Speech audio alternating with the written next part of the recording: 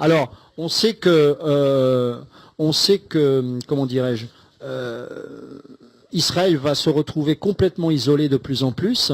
Et Armageddon, c'est quoi? C'est quasiment toute la planète contre Israël, hein, toutes les nations. Alors, comment ça se passe? C'est très subtil, ça l'est de moins en moins. Bon, la France, c'est très antisémite depuis longtemps. Alors, on est moins franc du collier que les Allemands, mais enfin, on n'est pas mieux. On aime plus collaborer qu'être acteur. Mais ça revient au même. Pendant la Deuxième Guerre mondiale, avant même que cette guerre éclate, depuis les années 20, l'antisémitisme a toujours existé, hein, de toute façon. Je vous encourage un jour, c'est pas un chrétien, mais c'est un juif qui s'appelle Marek Alter, qui a écrit un livre qui s'appelle La Voix d'Abraham, qui raconte l'histoire de la persécution juive depuis l'Égypte jusqu'aux années 30. Il n'aborde pas la Deuxième Guerre mondiale. Et je vous rappelle que quand il y a eu au Moyen-Âge les croisades, eh bien les chrétiens partaient à Jérusalem et puis avant d'arriver à Jérusalem, on tuait quelques juifs au passage. Ça a toujours été comme ça. Satan a la haine du juif et la haine du véritable chrétien. Donc on va pas déroger à la règle. Simplement aujourd'hui, vous avez des gens qui vont de plus en plus manifester cette haine du juif et collaborer. Alors, rappelez-vous dans les années 30, alors déjà fin 19e siècle, il y avait l'affaire Dreyfus qui a fait un tabac, c'est que on a déjà vu la montée en puissance de l'antisémitisme. Alors c'est toujours les mêmes sujets, hein, les juifs sont riches, les juifs sont ceci, les juifs... Regardez l'humoriste qui paraît innocent, Dieudonné, ce qu'il est en train de faire aujourd'hui. C'est exactement la même chose, la caricature du juif. Alors sous prétexte de mener les choses à la dérision, je comprends qu'il dénonce le CRIF, qu'il dénonce ces choses-là. Je suis moi-même contre ces choses-là. Mais en même temps, il y a... Lui-même, je ne sais pas s'il s'en rend compte, mais il y a une volonté de dénigrer le juif en permanence.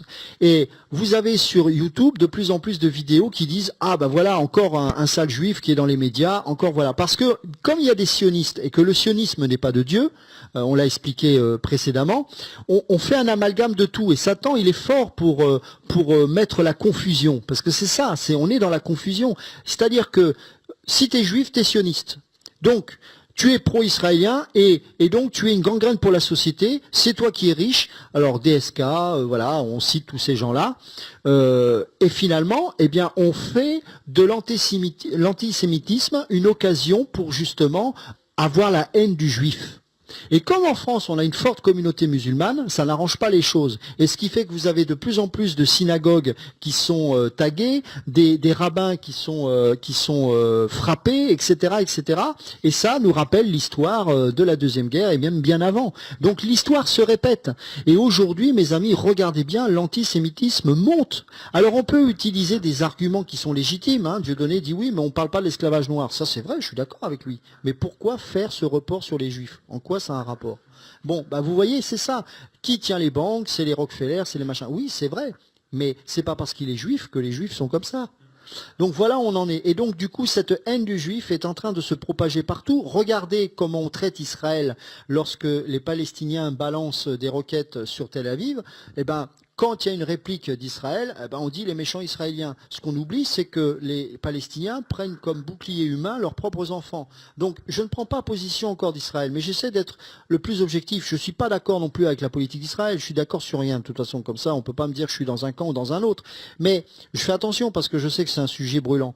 Mais ce que je veux dire par là, c'est que on manque totalement d'objectivité. Aujourd'hui, Israël devient de plus en plus le vilain petit canard. Alors qu'il y a 20 ou 30 ans de ça, tous les pays occidentaux soutenaient Israël. Aujourd'hui, la venue d'Obama aux États-Unis met en grand danger la nation d'Israël. C'est que Obama n'a absolument pas envie de soutenir, lui qui est d'origine musulmane, qu'il le reconnaisse ou pas, c'est un fait. Eh bien, il ne veut pas soutenir Israël et ça l'embête.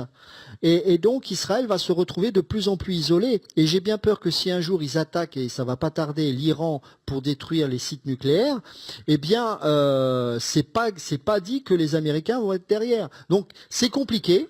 Hein, comme on dit, mais toujours est-il que oui, Israël est de plus en plus isolé. Bon, elle a toujours plus ou moins été, hein, de toute manière.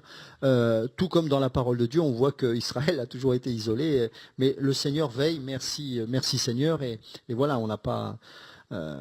Mais c'est comme ça, Armageddon, ça va être, une armée de 300 millions de personnes contre les Israéliens, mais je dirais que c'est surtout Christ qui va venir et qui va remporter la victoire. Donc soyons en paix.